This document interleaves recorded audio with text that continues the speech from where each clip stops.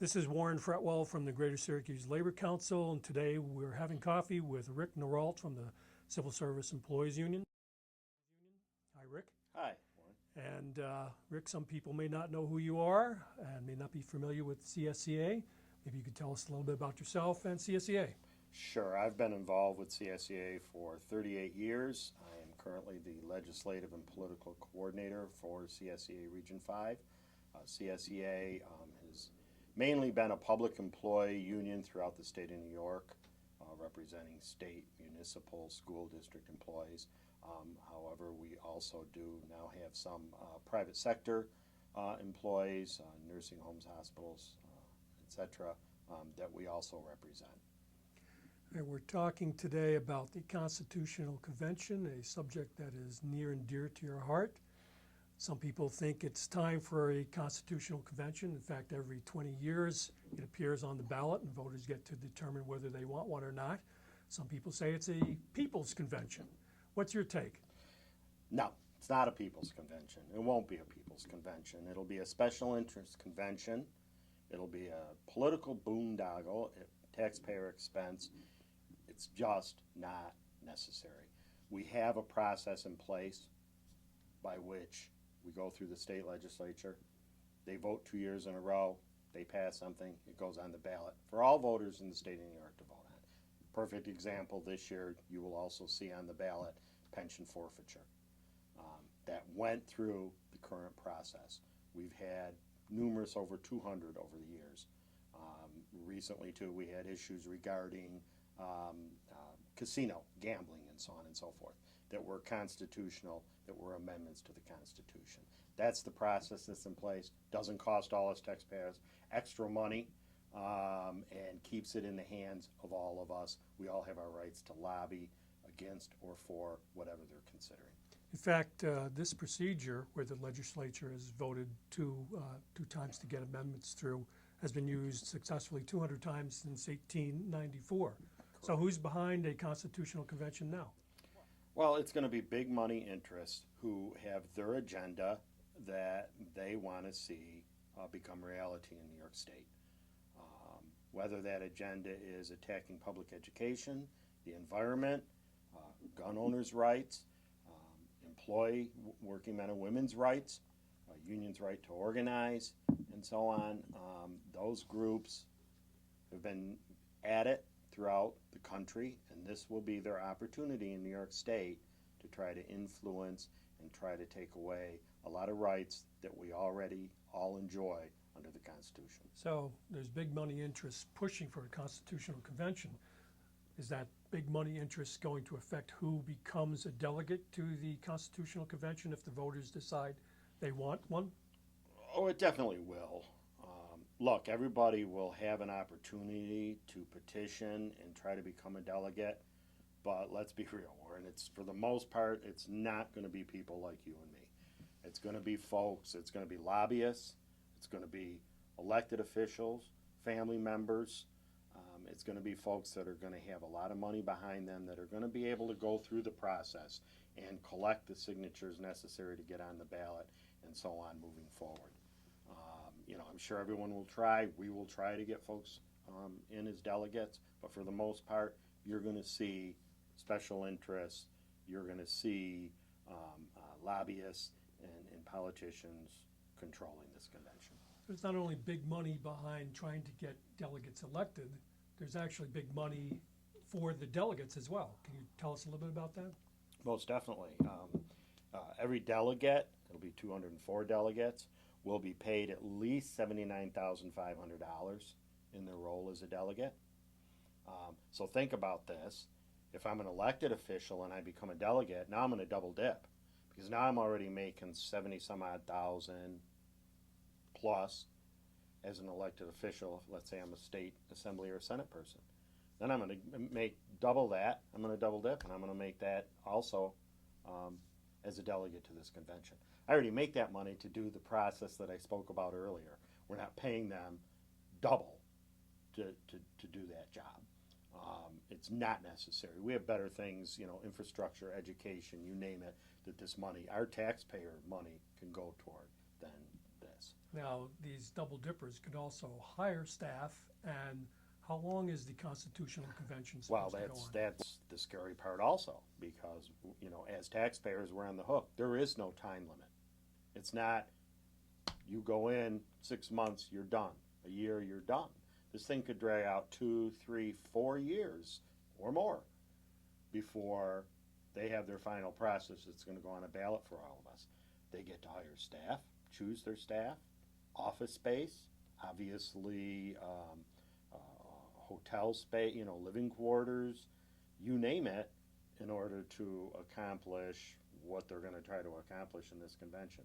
We as taxpayers are going to be on the hook for all of that expense. So, in theory, if I was elected a delegate, I could hire my wife and my son, and they could be on the taxpayer payroll Sure. for however long the Constitutional Convention lasts. Exactly. So there's once again where you could have an elected official as a delegate who then hires one of their staffers or lobbyists,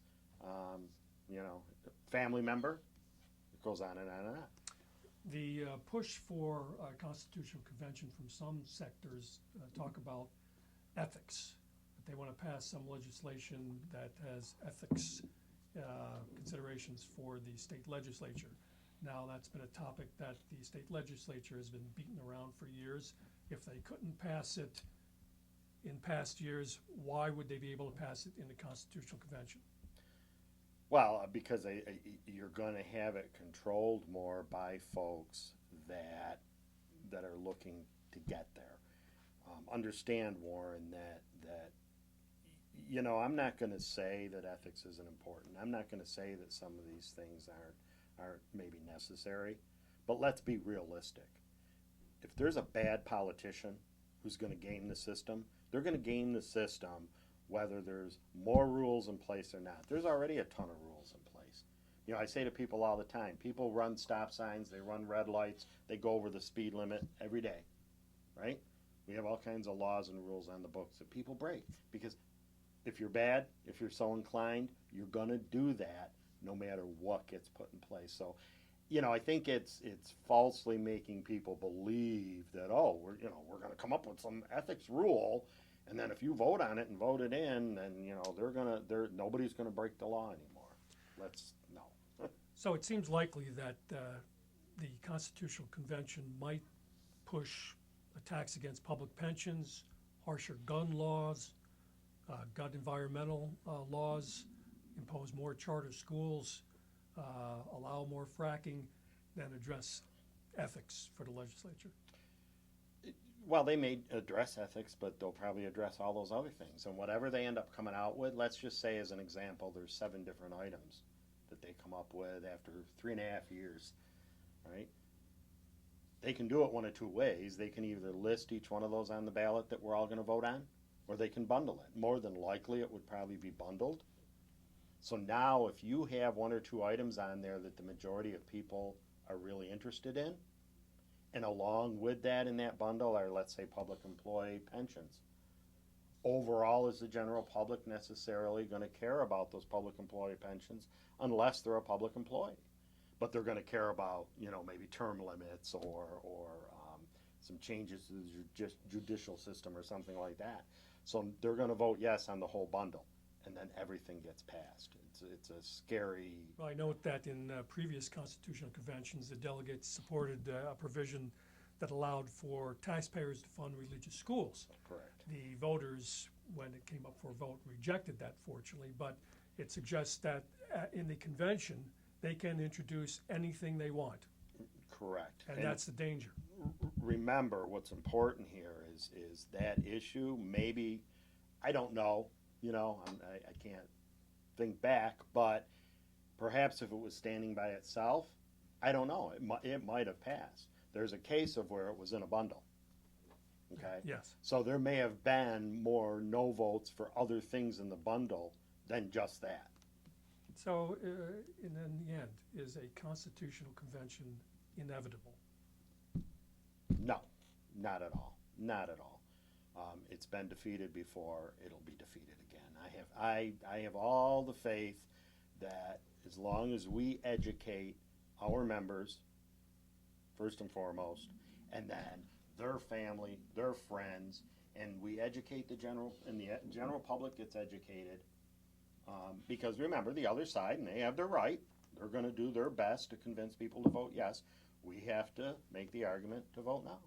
And I truly believe that folks will see it for what it is.